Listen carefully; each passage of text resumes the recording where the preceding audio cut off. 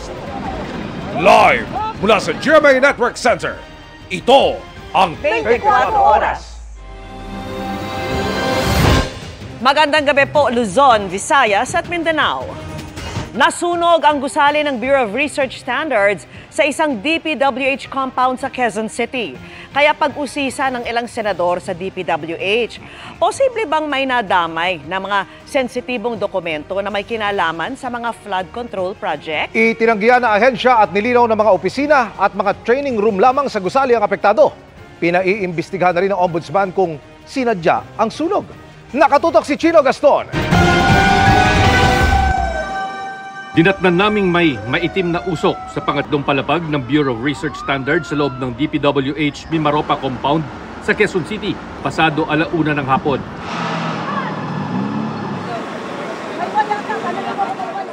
Gamit ang mechanized lift, inakyat yan ng mga bumbero para bombahan ng tubig.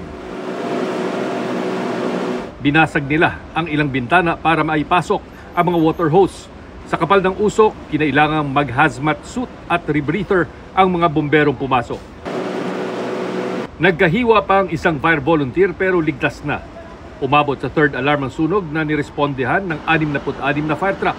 Agad idineklarang fire out ang sunog pasado 1:30 ng hapon. Pasalamat po tayo dahil wala pong mga major injuries pong nangyari, wala po tayong fatality po. In less than an hour po, napatay po agad natin yung sunog. Ang sunog sa DPWH compound, pinag-usapan sa pagdinig sa Senado kaugnay sa mga anomalya sa mga flood control project. Ano ba naman doon? This is actually Region 4B. The Regional Office 4B of the DPWH. 4B. Yes, Your Honor. Mindoro. Ito po yung dito po ang site ng testing materials ng DPWH na mga suppliers like semento, mga bakal. Wala mga dokumento ron? Of course, meron po, Your Honor. Naku. So, Yung mga dokumento ng Regional Office of the DPWH Region 4B is housed in that office. well, A number, a number, but most of it naman po nasa database na ng central. Nilinaw kalaunan ng ICI Chairperson Andres Reyes na walang nasunog na may kinalaman sa flood control projects. As per record now, the burning in Quezon City does not involve flood control projects. But I did had a meeting with the COA, and I told him that you have to secure all the records of the COA because as an investigator before with the ombudsman, I know that there's a tendency for the criminals to burn down the office. Pinawi rin ng Director ng DPWH Bureau of Research Standards ang pangamba na may mga sensitibong dokumentong nasunog sa apoy. Wala po kaming dokumento dito na tungkol doon sa mga projects na under investigation. Dahil po, ang testing of materials ng mga proyekto ng district engineering offices and regional offices ay sila ang nagko-contact. Ako po ang magpapatunay na wala po kaming dokumento na kaugnay dun sa mga iniimbestigahang proyekto. Yan din ang sabi ng DPWH sa isang pahayag. Ayon sa DPWH BRS, bagamat naatasan din sila na tumulong sa pagtesting ng mga construction na sangkot sa mga umano'y ghost project, hindi pa raw ito nasisimulan. Ang ombudsman, inutusan na ang National Bureau of Investigation at BFP na imbestigahan ang insidente at alamin kung aksidente lang o sadyang sinunog ang mga apektadong opisina at records ng BRS. Para sa GMA Integrated News, Chino Gaston, nakatutok, 24 Oras.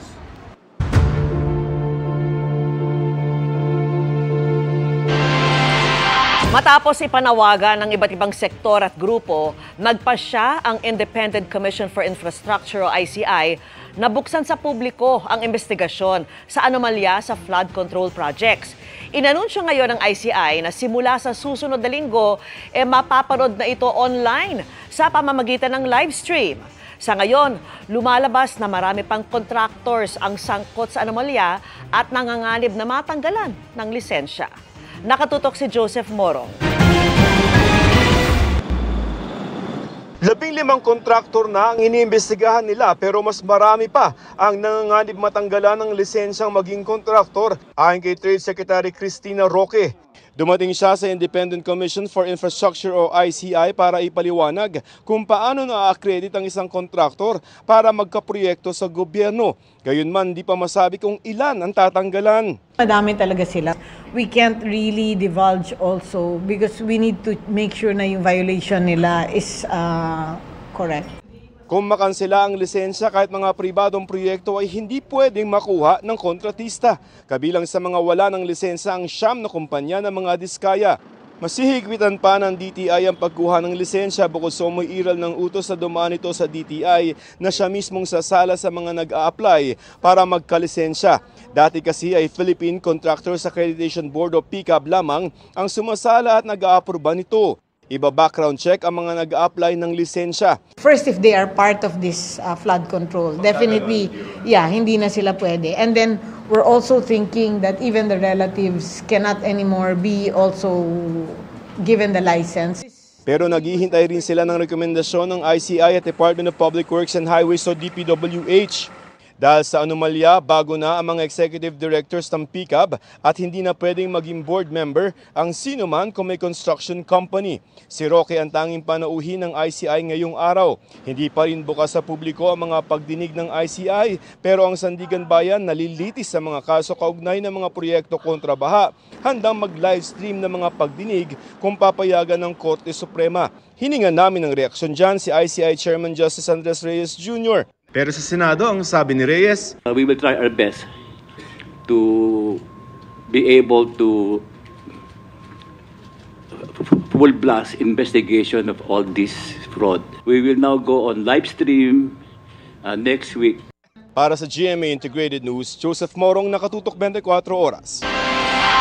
Patong-patong na reklamo ang inihain ng isang grupo laban sa mag-asawang Congressman Noel Rivera at Vice Mayor Evelyn Rivera ng Tarlac. Kaugnayan ng 600 milyong pisong halaga ng mga proyektong napunta umano sa kumpanyang iniuugnay sa kanila. Dawit din ang DPWH engineer sa unang distrito ng Tarlac. Nakatutok si Salima Refran. Dumulog sa Ombudsman ang grupong United Filipino Against Crime and Corruption o UPAC para ireklamo ng plunder si Tarlac 3rd District Representative Noel Rivera. Gayon din ang asawa niyang si Vice Mayor Evelyn Rivera ng Concepcion Tarlac at DPWH Tarlac 1st District Engineer Neil Farala. Para ito sa 600 million pesos na infrastructure projects na inaward ng DPWH sa Tarlac 3G Construction. Sa kalakip na General Information Sheet ng Tarlac 3G Construction mula sa SEC, nakalista si Congressman Rivera bilang presidente, habang treasurer naman si Vice Mayor Rivera. Merong mga health center, may flood control, iba-iba po.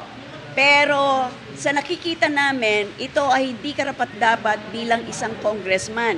Ni hindi siya nag-divest, siya mismo ang makikita mong pumipirma sa mga kontrata ng DPWH. 13 kontrata sa iba't ibang distrito ng Tarlac ang napunta sa Tarlac 3G mula 2018. Nakapirma rito bilang General Manager ng Tarlac 3G si Congressman Rivera. May conflict of interest dahil siya ay elected congressman ng District 3 Tarlac.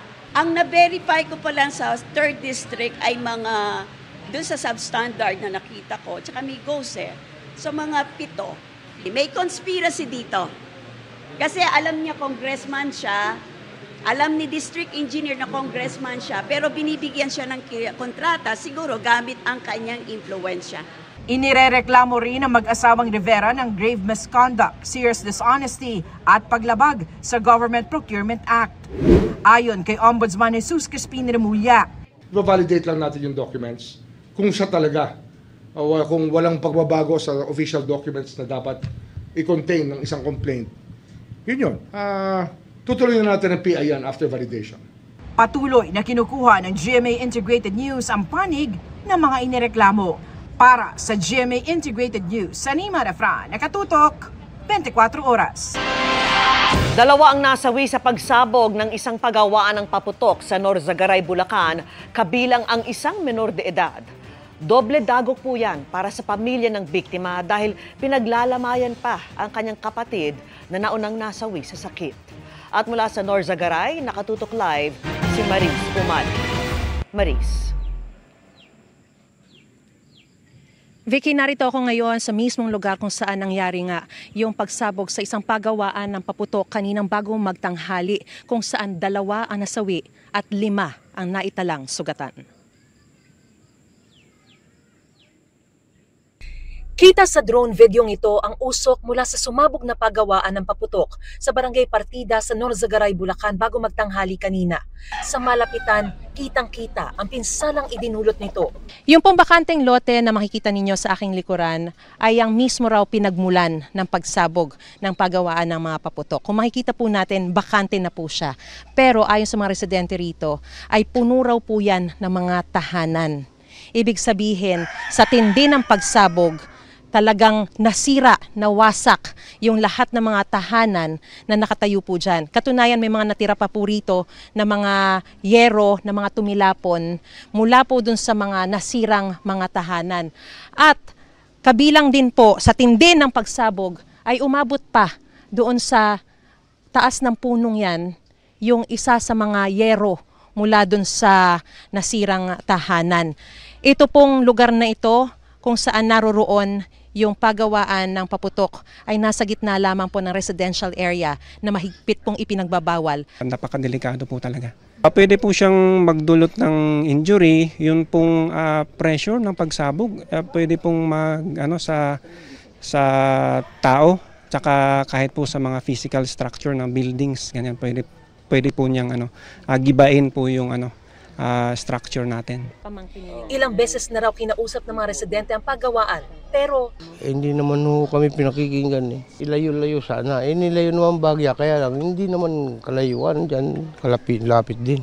Isang tahanan ni Lolo Dani sa mga napinsala, pero ang mas masaklap, kasama ang apo niyang 15 anyos na si Ivan Bation sa 2 nasawi sa pagsabog. Tulungan kami. Dahil? May apo ko namatay. Pati apo ko namatay dyan. Puyat sa lamay. Patay.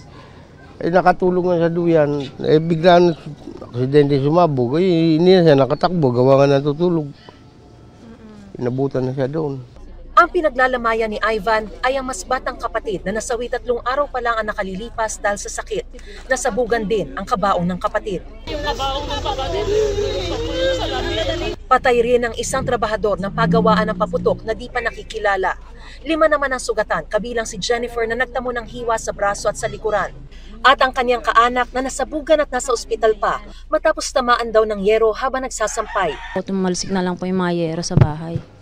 Hanggang sa natamaan na po kami ng yero. Sana matulungan po kami kasi may patay kami.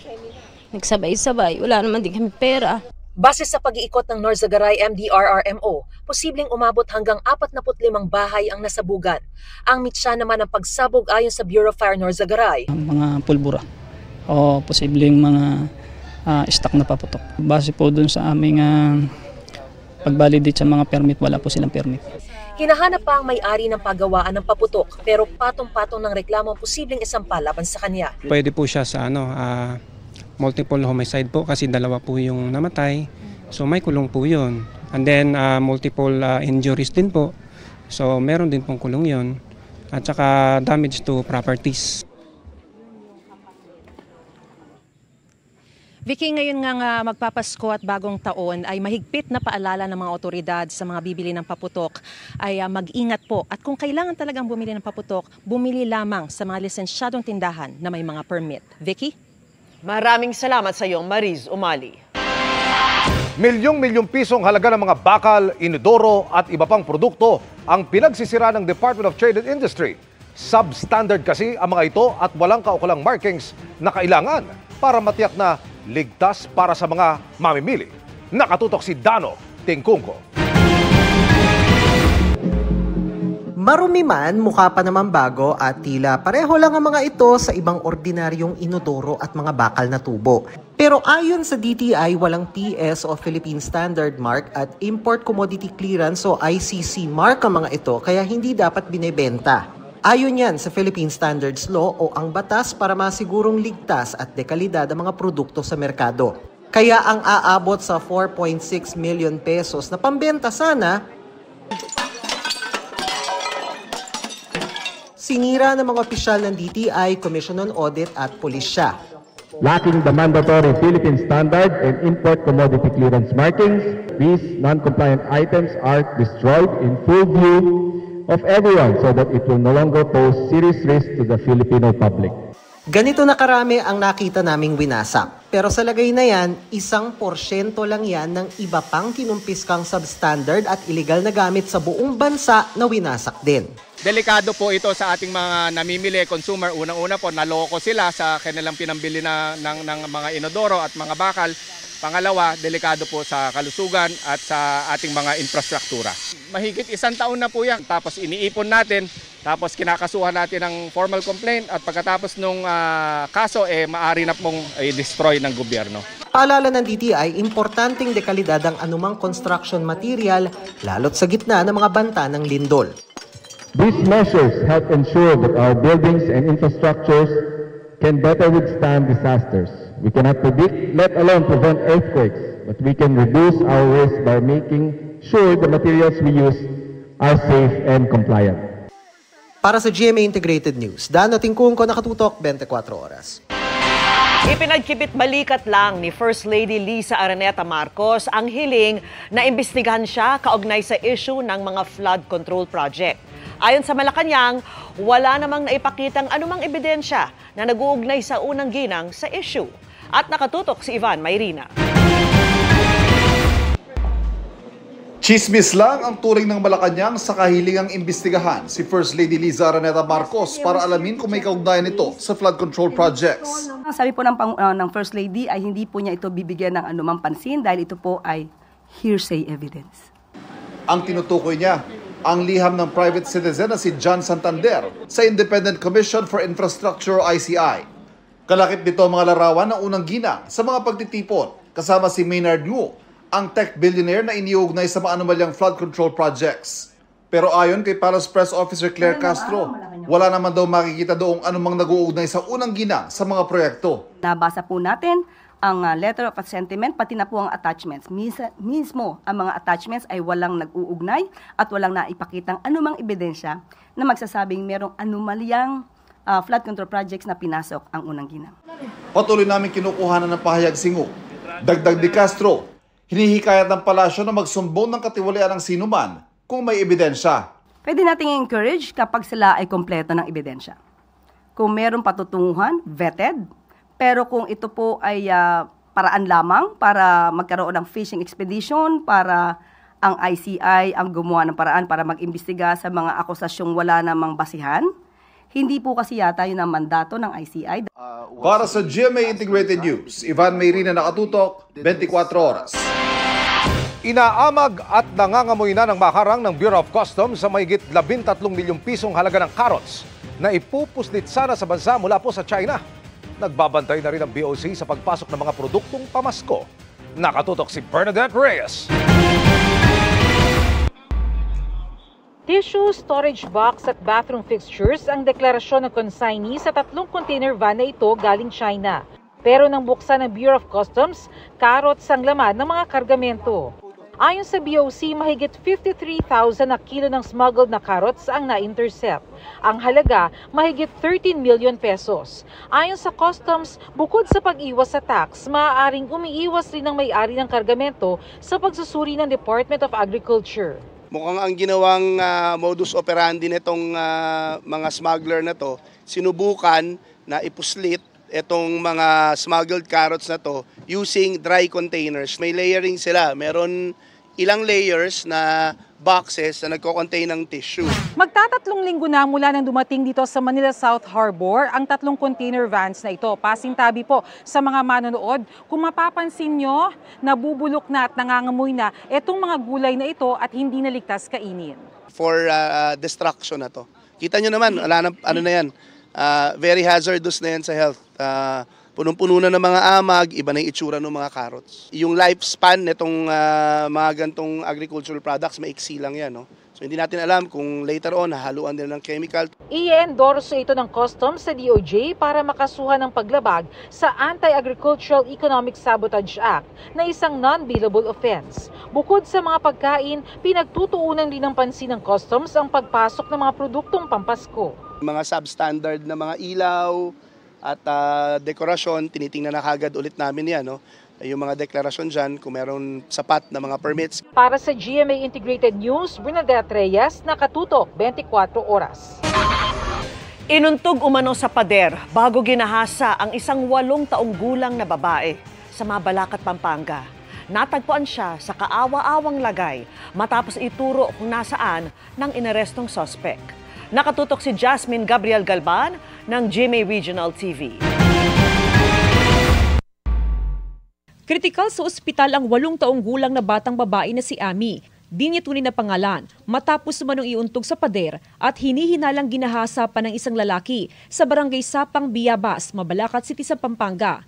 Sa inisyal na investigasyon, huling nakita ang biktima sa isang pisonet shop pasado alas 8 ng gabi noong Linggo, October 19. Ayon sa ina ng bata, magdamag siya naghanap pero hindi niya nakita ang anak. Kinabukasan ng Lunes, nagtungo siya sa barangay hall para humingi na ng tulong. Nang suriin ang CCTV ng pisonet shop, kita ang lalaking lumapit sa bata at tinapik ito sa balikat bago sila sabay na umalis. Ang bata na nandun po sa Pesonet kasi po doon allegedly, ang sabi ng nanay, doon daw po nagtatrabaho yung kanyang ate at siya po yung nagsasara ng Pesonet. So nandun din po yung bata. Ikot-ikot lang doon sa Pesonet, sa labas ng Pesonet. No, inoperan kasi yung bata ng 20 pesos. Kaya sumama yung bata sa suspect. Agad na naaresto ang suspect na isang 20 anyos na helper at residente rin na nasabing barangay. Ayon sa otoridad, inamin ng suspect na dinala niya ang bata sa bahagi ng expressway. Nang puntahan ng lugar, nakita ang batang babae na mahina at may mga pasa at sugat sa katawan. Wala na pong saplo at talagang ano po siya, critical ma'am. So agad na sinugod po yung bata, halos hindi po niya makaimulat yung mga mata dahil allegedly ito nga po ay pinagpupukpok ng bato at pinag-uumpog kanyang ulo. Patuloy na inoobserbahan sa ospital ang bata. Sasampahan naman ng kasong statutory rape with first-aided murder ang suspect. Wala pa siyang pahayag maging ang kaanak ng biktima. Mula sa GMA Regional TV at GMA Integrated News, Jasmine Gabriel Galban, nakatutok 24 oras. Ikinabahala ng ilang senador ang epekto ng pagtapyas sa 2026 budget para sa programang Tupad na pinakikinabangan umano ng 1 milyong walang trabaho, underemployed o biktima ng kalamidad. Nakatutok si Ian Cruz. Kumpara sa 2025 national budget, mas mababa ang hiningi ng Marcos administration ng budget para sa Tupad program o ang tulong panghanap buhay sa ating Disadvantaged Workers Program. Ito yung programang nagbibigay ng pansamantalang trabaho para sa mga walang trabaho, underemployed o kaya ay biktima ng kalamidad. Sa budget hearing sa Senado kanina, lumabas na mula 17.5 billion pesos na alokasyon ngayong taon. 11 billion pesos na lang ang hinihinging alokasyon para sa Tupad. Ang natapyas na 6 na bilyong piso, katumbas daw ng tinatayang 1 milyong benepisyaryo ng Tupad. To keep it simple, merong 4.2 million ang nakuha ng Tupad in 2024. Mababawasan 1/3, no? So almost 1 million more or less, no? So meron ba itong overall impact to our employment situation? Definitely may domino effect ho yun.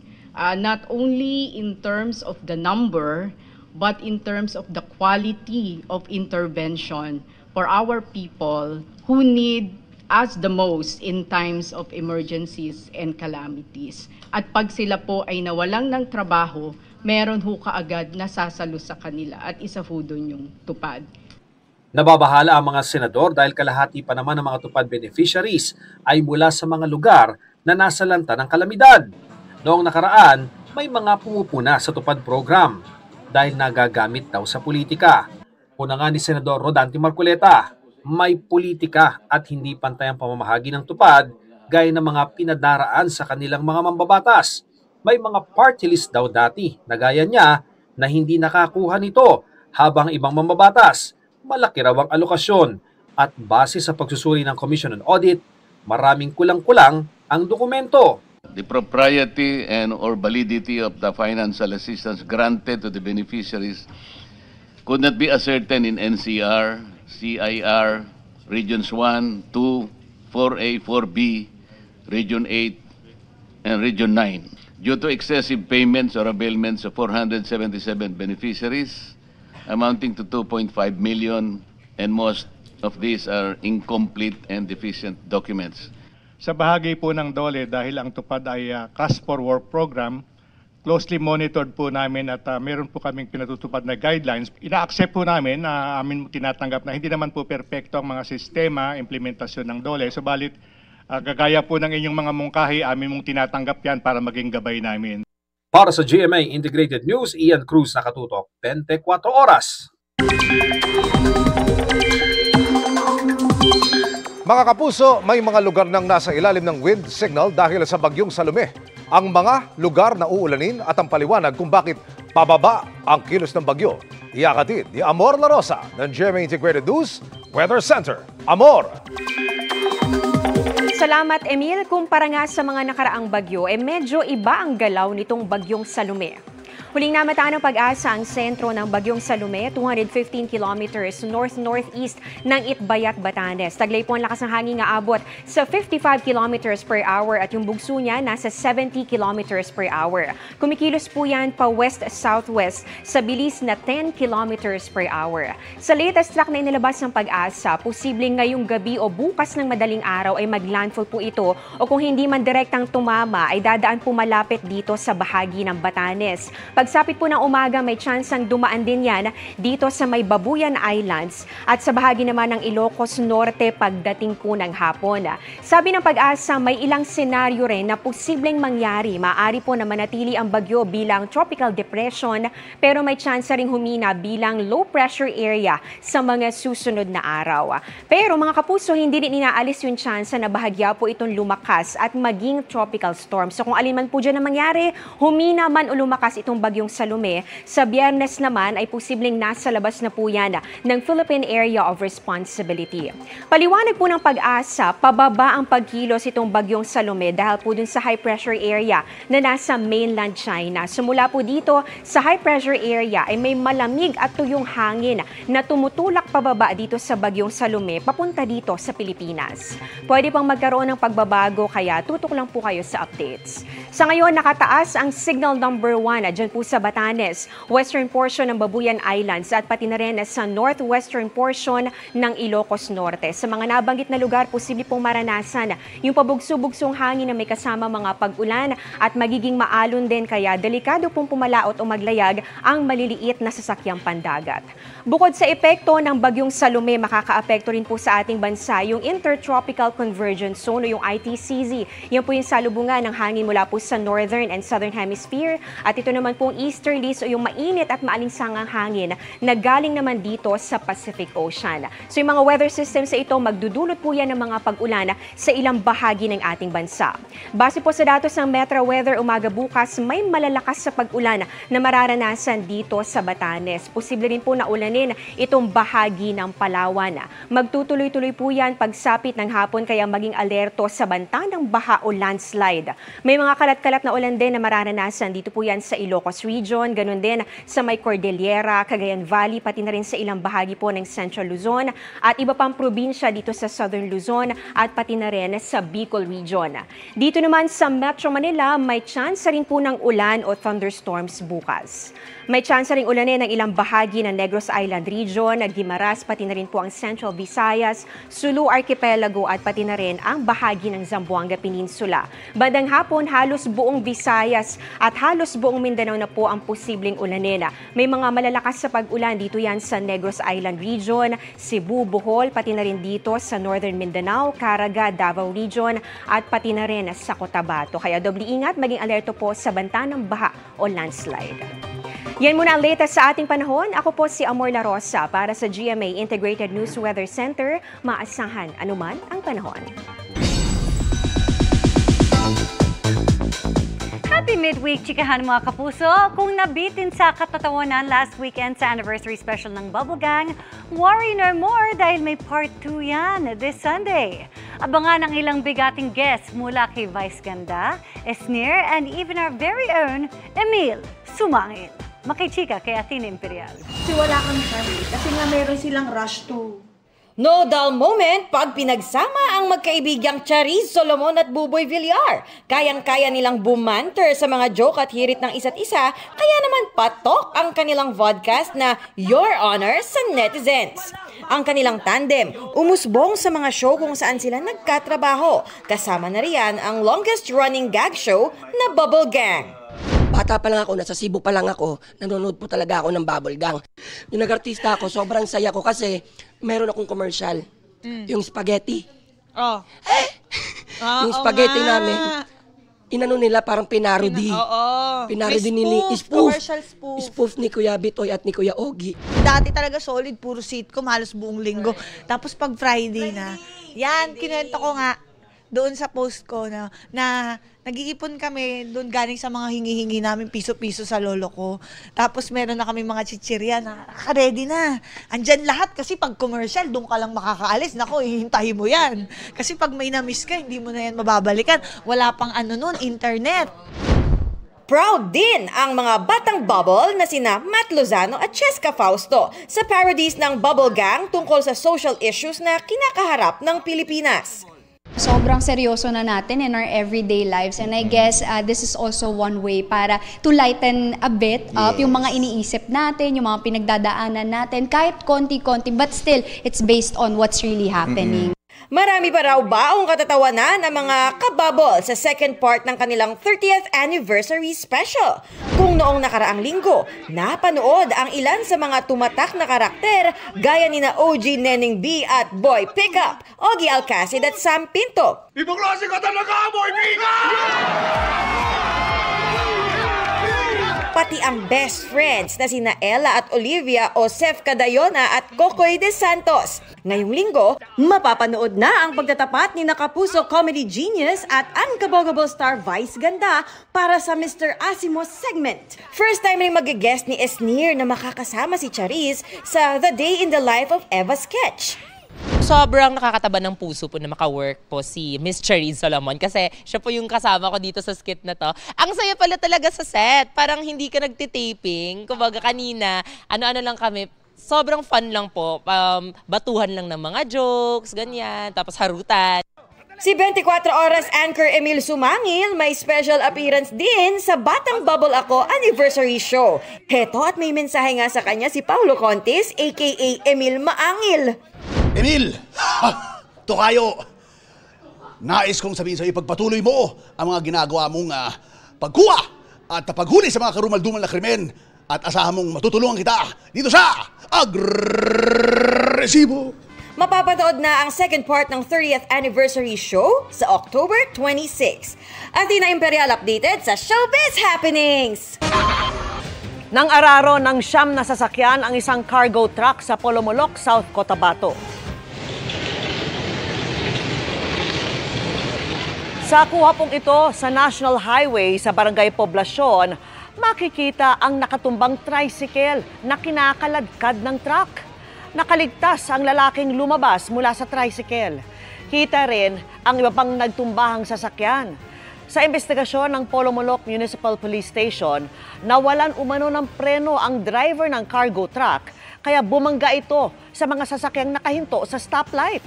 3 ang sugatan sa aksidente. Agad din silang isinugod sa ospital. Hawak na ng mga pulis ang driver ng cargo truck. Wala pa siyang pahayag sa ngayon.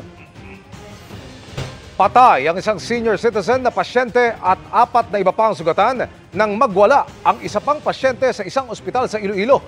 Pinagkakampas ng suspect ang mga biktima ng bakal na sabitan ng swero o yung IV stand. Nakatutok si Kim Salinas ng GMA Regional TV.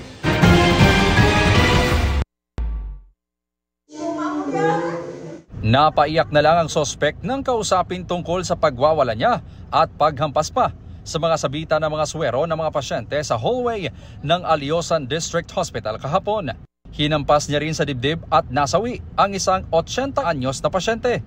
Nagkasugat o pasa naman ang isang nurse at 3 bantay na mga pasyente. Ayon sa kapatid nito, wala namang palatandaan na bayolente ang suspect bago dalhin sa ospital. Pero sa isang isolation room pa rin siya ikinonfine, lalo't pag-inom ng pesticide ang dahilan ng pagkaka-ospital sa kanya. 3 araw na siya sa ospital pero nang magising kahapon ay may sinabi umano ang suspect sa kanyang ina. Nanay, ginampusan ka ko kaya kang ibang taho ko no sir, napatay ka ko, hindi ako nang mampawanti. Amor to umpisa nga waras na hasta mag... Noon na siya lumabas sa isolation room, bit-bit ang sabita ng kanyang swero. Gulpi malang ni siya kuno nagsingitan kag nagwaras kag amo na to kag nangampak na siya or nanglampos na siya sa ginabitbit niya ning IV stand. Iginiit ng ospital na sapat ang kanilang security personnel. Nagkataon lang nila na wala sa naturang lugar ang security guard nang mangyari ang insidente. Sa amo to nga area, nag-roving man siya. Galing kido kadasig din sang event. Naka-roving siya dira sa area, nakalakat lang siya kanagwa tong tao. Patuloy ang investigasyon ng pamunuan ng ospital, sabay ng pagtiyak na tutulungan ang mga biktima. Reklamong homicide ang kakarapin ng sospek na hindi pa tumutugon nang hinga natin ng pahayag. Para sa GMA Regional TV at GMA Integrated News, Kim Salinas, nakatutok 24 oras. Hindi pa rin naaapula hanggang sa mga oras na ito ang sunog sa isang residential area sa Malabon. Ang sitwasyon doon sa live na pagtutok ni Jamie Santos. Jamie!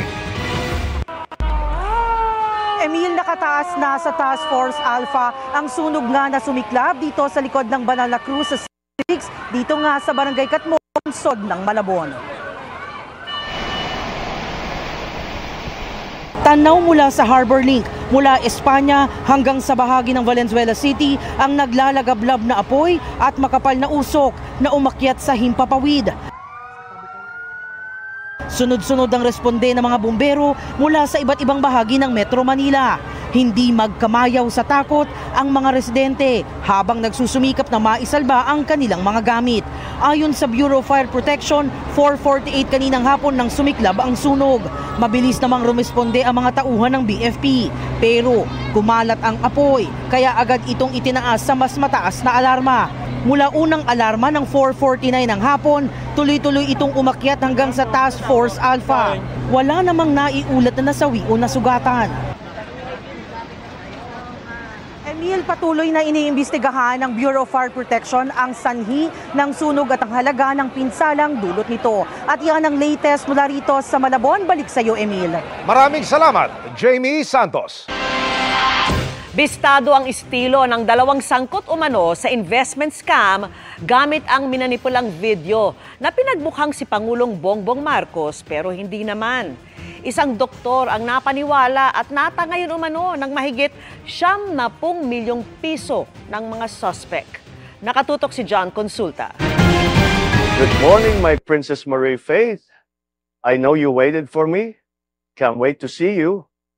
Gamit ang video message na pinalabas na mula kay Pangulong Bongbong Marcos pero hindi naman, nahimok daw ang isang doktora para magtiwala sa inaalok sa kanyang investment ng kanyang mga kausap.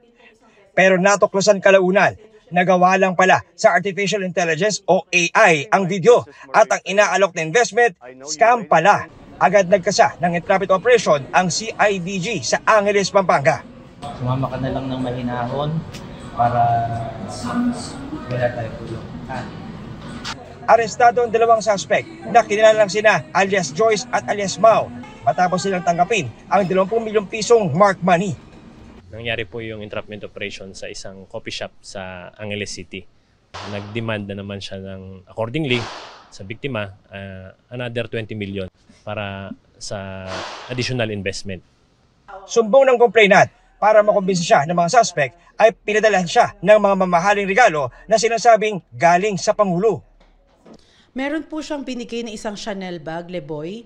Galing daw po ito kay BBM. May binigay pa pong watch sa akin, galing din daw po kay BBM. Meron din pong dalawang sasakyan na galing din daw po kay BBM. That time po, magpa-file po kasi ng candidacy yung mga politicians po noon. Parang year 2024 po yun eh. And then mag-invest daw po kami kasi kailangan nga daw po ng funds. And then after daw po manalo or after some time, magkakaroon daw po yun ng mga dividends. Nag-start po siya sa mga 20 to 30%.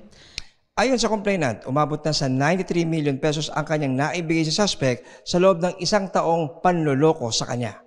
Sobrang sakit po talaga na mabetray ng isang taong pinagkatiwalaan po. Tinirit ko po siya as kapatid talaga. And masakit po sa akin kasi yung pera madali lang po maibalik.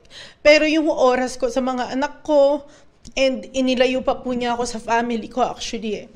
Violation ng Article 315 paragraph 2A, yung estafa or swindling through false pretenses or fraudulent acts in relation to cybercrime dahil gumagamit sila ng AI-generated video.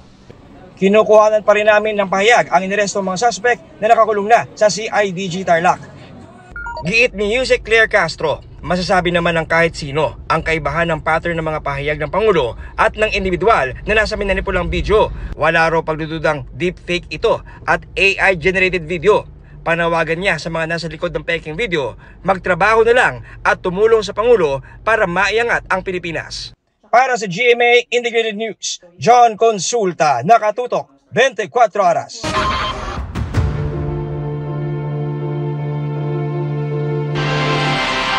Handang pag-aralan ng Korte Suprema ang mga panukala ng Sandigan Bayan para mapabilis ang paglilitis ng mga kaso kaugnay ng mga flood control project. Nakatutok si Sandra Aguinaldo. Sa eksklusibong panayam ng GMA Integrated News kay Sandigan Bayan Presiding Justice Geraldine Econg, sinabi nitong plano nilang pabilisin sa loob lang ng 6 hanggang 8 buwan ang paglilitis sa kaso kaugnay sa flood control. Idadaan daw nila sa Korte Suprema ang kanilang rules kaugnay dito. Sagot ngayon ng kataas-taasang hukuman, ire-review nila anumang panukala ng Sandigan Bayan para matiyak na maayos ang pagpapatupad nito. Any rules that may be proposed by any court, whether it's collegiate court, Sandigan, CTA, and CA, will have to be reviewed by the court and bank. So any suggestions or recommendations coming from the Sandigan Bayan as to expedite the cases involving flood control projects, for sure we will review immediately these rules and see to it that they're implemented properly. Sinabi yan ni Hesmundo sa 2nd anibersaryo ng Strategic Plan for Judicial Innovations na dinaluhan ng karamihan sa mga maestrado. Dito nabanggit din ang kontrobersya kaugnay sa katiwalian sa gobyerno. Addressing corruption is a clear, visible, and urgent priority for all justices, judges, lawyers, court personnel, and all our stakeholders. Corruption should no longer be hidden. Samantala, natuklasan din ng Supreme Court na di lang flood control projects ang proyekto sa gobyerno ng mga kontratistang naka-corner ng malalaking government projects. Ang ilan sa kanila, nagtayo rin ng mga Hall of Justice o yung mga gusali kung saan nililitis ang mga kaso. Iniutos ni Hesmundo na siyasatin ang mga ito. There were projects that were included in the budget for some of our halls of justice which were outside the judiciary's budget. And therefore, for some of them, these were built by DPWH.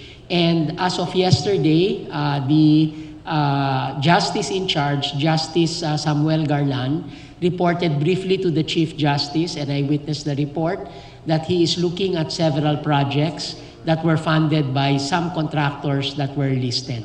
Natapos naman daw ang karamihan sa mga proyekto at hindi pondo ng Supreme Court ang ginamit dito. Para sa GMA Integrated News, Sandra Aguinaldo, nakatutok 24 oras. Isinapubliko na rin ng Senate President at Speaker of the House ang kanilang mga Statement of Assets, Liabilities and Net Worth o SALN para sa taong 2025.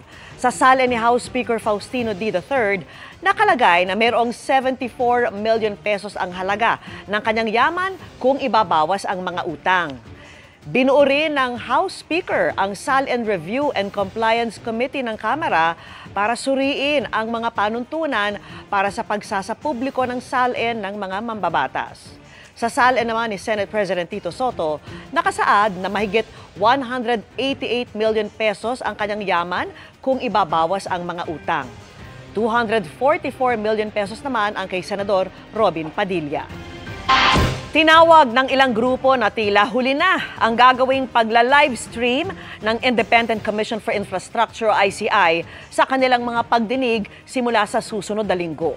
At nakatutok si Rafi Tima.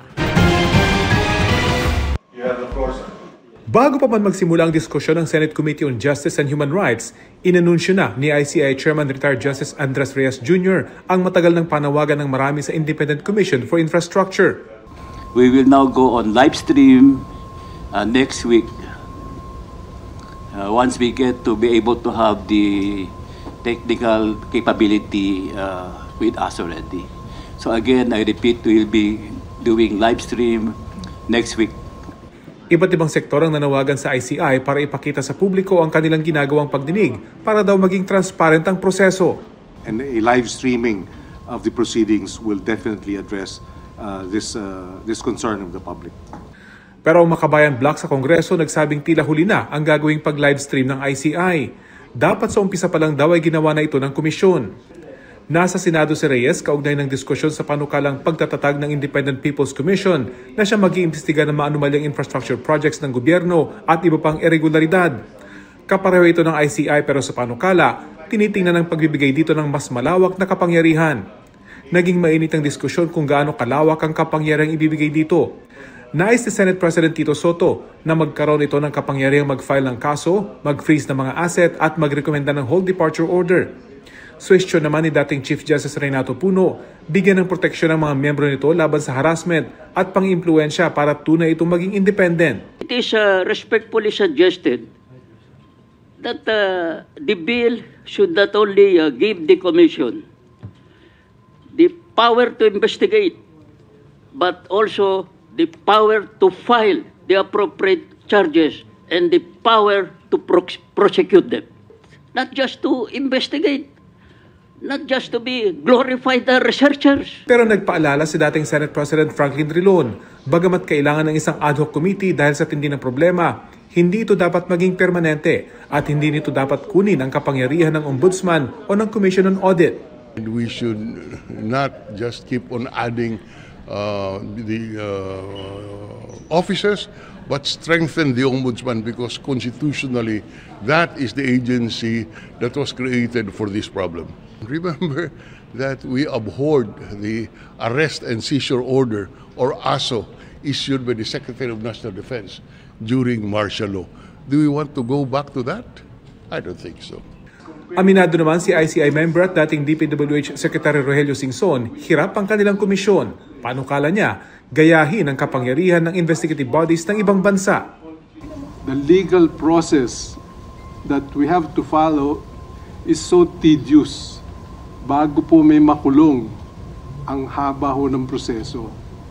As compared, you may want to consider, as compared to the two gold standards of anti-corruption, which is the ICAC of Hong Kong and the CPIB of Singapore. Para sa GMA Integrated News, Rafi Tima nakatutok, 24 oras.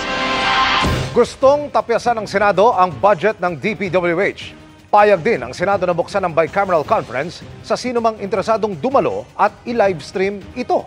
Nakatutok si Mbaki Pulido. Matagal ng kalakaran tuwing bicameral conference para sa national budget na tanging mga kongresista at senador na miyembro ng bicameral committee lang ang pwedeng dumalo. Sarado sa publiko, walang live stream at media ang bicam conference kung saan pinag-iisa ang magkaibang Congress at Senate version ng budget ang huling yugto ng proseso bago lagdaan ng Pangulo ang national budget. Lumabas din sa mga pagdinig ng Kamara at Senado na ang puntong ito ang isa sa mga pagkakataon kung kailan pwedeng magsingit ng pondo para sa mga flood control project. Kaya matagal nang nangangalampag ang ilang civil society groups para buksan sa publiko ang bicameral conference. Payag ang Senado na i-live stream ito ayon kay Senate President Tito Soto at buksan sa kahit sinong interesadong dumalo. May nakahain namang resolusyon sa Kongreso na payagan ang pag-live stream ng bicam. Ayon na rin sana ni Soto sa mga dating pinagdarausan nito tulad sa mga function room ng mga 5-star hotel. Ayoko na. Nagbili na ako kahapon sa Senate Secretariat. PICC. O di gobyerno may-ari. Dagdag ni Soto, sa BICAM na rin posibleng pagtalunan ng Senado at Kongreso ang unprogrammed appropriations at budget ng DPWH. Gusto ng Senado na tanggalin sa unprogrammed appropriation ang mga ayuda program at isailalim sa mismong departamentong namimigay nito, halimbawa DSWD. Gusto ring tapyasan ng Senado ng aabot sa 15% ang budget ng DPWH. Based doon sa mga testimony ng mga DPWH employees or officials na sinasabi nila na talagang overpriced sila. ginagawa nila, hinahayaan nilang overpriced. Kasi para dun sa mga proponent. Para sa People's Budget Coalition, dapat wala ni isang unprogrammed appropriation. Sa halip, gawin na lang mga line items sa ilalim ng mga departamento ang mga nakalista dyan para may transparency at madaling mamonitor. Sang-ayon din ang koalisyon sa pagtanggal ng mga ayuda program sa unprogrammed appropriation dahil nagagamit ito ng mga politiko. And then the patron is the politician. Nagka-create siya ng dependency because nagbibigay siya ng ayuda in exchange for the vote. And kaya marami tayong naririnig na binibigay lang naman yung ayuda kapag malapit yung eleksyon o kaya may kapalit po ito. Sa November 10 naman, inaasahang babalik na si Senator Ping Lacson bilang chairperson ng Senate Blue Ribbon Committee. Dati nang sinabi ni Lacson na kung bumalik siya ay baka matanggal bilang Senate President si Soto. Pero sabi ni Soto, wala nang ganitong namumuong eksena, pero kung matanggal man daw siya, okay lang. Maraming dapat pang asikasuhin yung Blue Ribbon. Hindi kailangan ma-confine lang sa flood control at saka sa Bulacan lang. Oh, yes. Kaya nga, it should be encompassing. Para sa GMA Integrated News, Maki Pulido nakatutok, 24 oras. Avisala Mr. Hara Perena, nadurog ang puso ng buong Encantadix sa sakripisyong ginawa ng Ashley ng bayan para iligtas si Sangretera. At marami pang dapat abangan mamaya. Makichika kay Aubrey Carampel.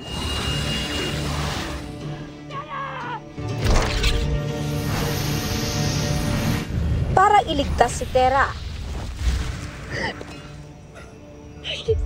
sinalag ni Perena ang pagtama ng pana ni Olgana sa kanyang hadiya. Anak,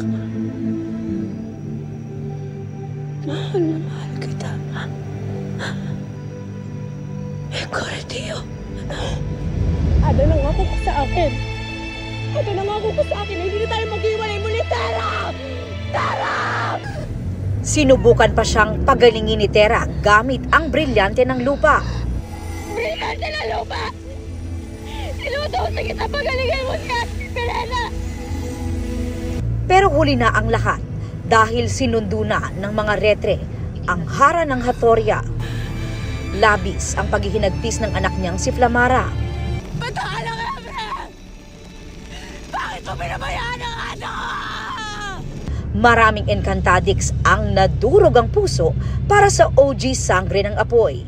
Kahanga-hanga raw ang naging character development ni Perena mula sa pagiging isang sakim na sangre, naging mapagmahal na Ada at Ashti, hanggang sa pagsasakripisyo ng kanyang sariling buhay.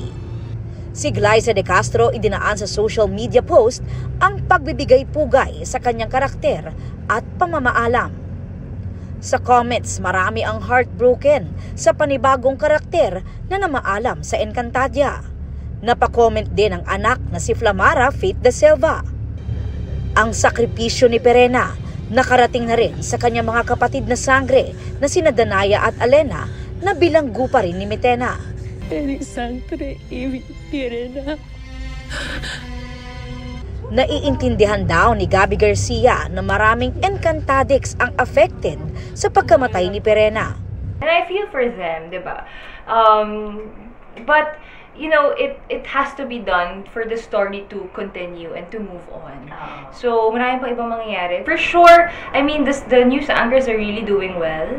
And I really wish them all the best kasi maganda yung feedback sa kanila. Sa episode mamaya, bibigyang pugay ang hara ng Hatoria na ang kaluluwa ay sasalubungin naman sa Devas. Pero ang sakripisyo ni Perena magdudulot din ng di pagkakaunawaan sa pagitan ng mga bagong sangre. Nag-aapoy din sa galit si Flamara na ipaghihiganti ang kanyang ina. Lahat ng yan abangan mamaya sa Encantadia Chronicles Sangre pagkatapos ng 24 oras. Aubrey Carampel, updated showbiz happenings. Makakapagpahinga sa susunod na linggo ang mga guro at estudyante. Dineklara ng Education Department na wellness break ang October 27 hanggang October 30. Ito ay para tiyakin ang kalusugan at kapakanan ng mga estudyante at guro sa gitna ng sunod-sunod na mga kalamidad at banta ng influenza-like illnesses. Special non-working holiday naman ang kasunod nitong araw na Biyernes, October 31. Kaya sa November 3 na ang balik eskwela pagkatapos ng undas. Handang magsiwalat ang isang dating mambabata sa Quezon City ng mga alam niya umano kaugnay ng anomalya sa mga flood control project. Ayon yan sa Ombudsman. Nakatutok si Salima Refran. Isang dating mambabatas ng Quezon City ang nagpaabot kay Ombudsman Jesus Crispin Remulla ng kahandaang isiwalat ang lahat ng nalalaman sa maanomalyang flood control projects. Nakatanggap din ako ng tawag kaninang umaga, very early in the morning. Isang kaibigan ko, parang siyang go-between sa isang congressman from Quezon City who wants to tell all. Hihintayin raw ni Remulla ang mga susunod na hakbang ng ex-congressman, pero nagpasabi na raw ito na marami siyang ilalahad. Bagay na susuriin daw niyang mabuti. Yung involvement niya sa lahat na nangyayari. Tsaka kung paano kalakaran, paano nangyayari lahat yan. Masabihin niya. Sir, magtuturo din to ng iba? Magtuturo. Ano to, hindi na siya incumbent. Hindi na siya incumbent. Ayon sa Quezon City LGU, 331 ang mga flood control projects ng DPWH sa lungsod mula 2022 hanggang 2025. Pero 2 lang daw sa mga ito ang inaprubahan ng lokal na pamahalaan. Samantala, iniimbestigahan na raw ng Ombudsman ang isang bidder na palaging talo sa maanomalyang flood control projects. Katuwang nito ang Philippine Competition Commission o PCC sa pagsilip sa issue ng bid rigging. 3% of the project cost is given to the losing bidders. Yung may for the boys tawag nila, for the boys. So, hinahati-hati yan sa losing bidders, etc. Meron pa ibang binibigyan. Ano na yan? Dating gawin na yan na nangyayari sa DPWH. Nais rin ni Ombudsman Remulla na makausap ang Sandigan Bayan para mailatag ang mga panuntunan sa pagbabalik ng ninakaw na pera ng gobyerno kapalit ng plea bargain o pagpapababa ng kasong kakaharapin. Lalo't may mga nagparamdam na raw kay Ombudsman Remulla na mga kongresista.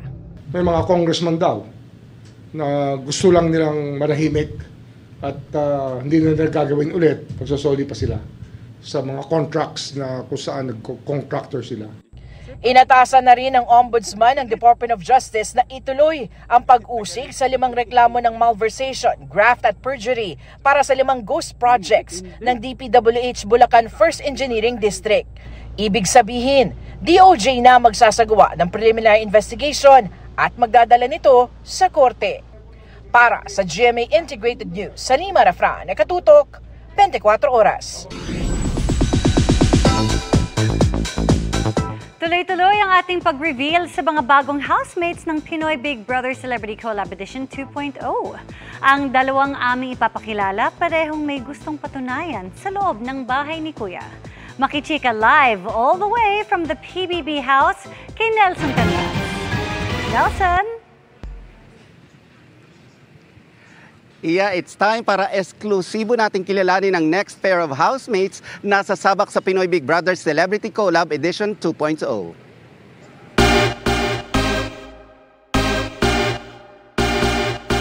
Dalawang young artist ang dadagdag sa listahan ng bagong PBB housemates, both seeking maturity and the taste of independence.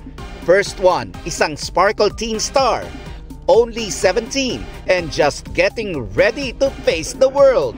Mas pinili niya raw ang reality competition over a project na pagbibidahan sana niya sa GMA. Meet Princess Aliyah.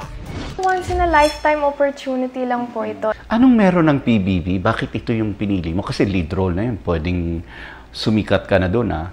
Kaya, well, nung una po tinanong ako ni Mom, sabi ko, sure ka ba? Kasi pag nag-PBB ka, hindi mo alam, baka mabash ka, di ba, sa loob. And hindi mo alam kung ano nangyayari sa labas eh.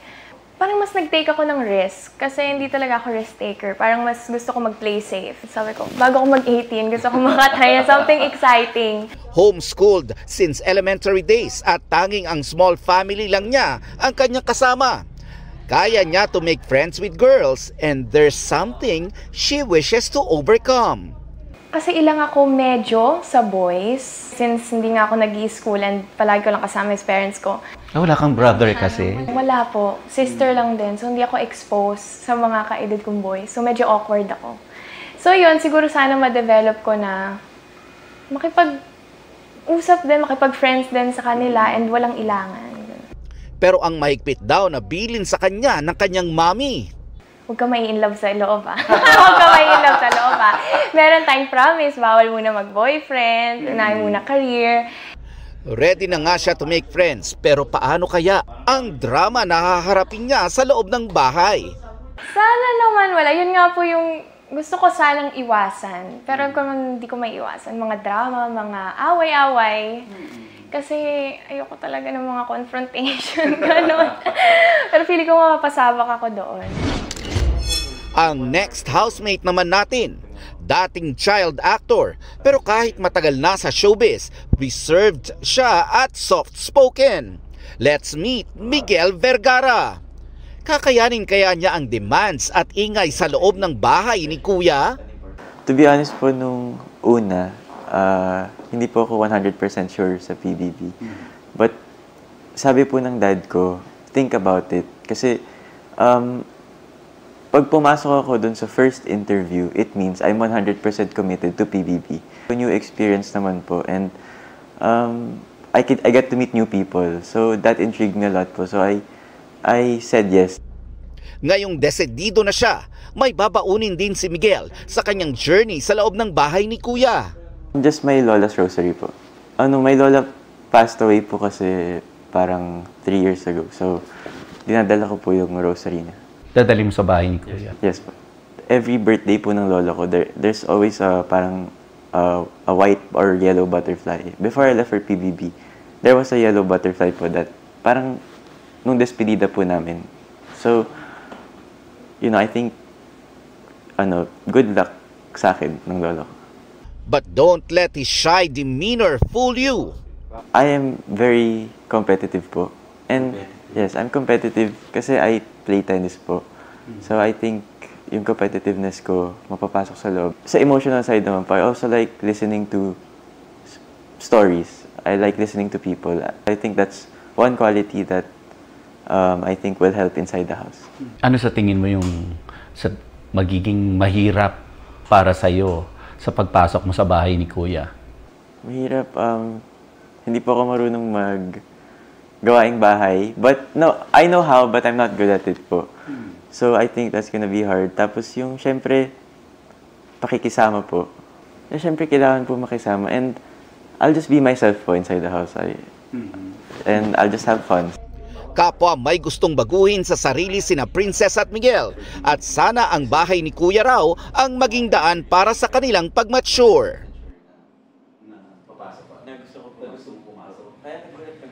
Alam mo, Iya, mas nagiging exciting ang lineup sa pagpasok ng iba't ibang personality sa PBB Celebrity Collab Edition 2.0. Bukas, exclusive nyo na namang makikilala ang dalawa pang housemates. Dito lang po yan sa 24 Oras. Balik sa'yo, Iya. Maraming salamat, Nelson Canlas. And that's my chika this Wednesday night. Ako po si Iya Arellano. Miss Vicky Emil. Thank you, Iya. Salamat, Iya. At yan ang mga balita ngayong Miyerkules. 64 na araw na lang at Pasko na. Ako po si Vicky Morales para sa mas malaking misyon. Para sa mas malawak na paglilingkod sa bayan, ako po si Emil Sumangil. Mula po sa GMA Integrated News, ang News Authority ng Pilipino, nakatuto kami 24 oras.